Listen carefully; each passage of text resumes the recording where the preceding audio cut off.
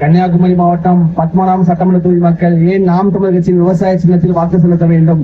தூய குடிநீர் கிடைத்திட, சமமான தரமான மருத்துவம் கிடைத்திட, சமமான சரியான கல்வி கிடைத்திட, ஆரம்ப கல்வி முதல் ஆராய்ச்சி கல்வி வரை இலவசமாக கிடைத்திட வாக்களிக்க வேண்டிய ஒரே சின்னம் நாம் தமிழர் கட்சியின் விவசாய சின்னம். விவசாய சின்னம், விவசாய சின்னம்.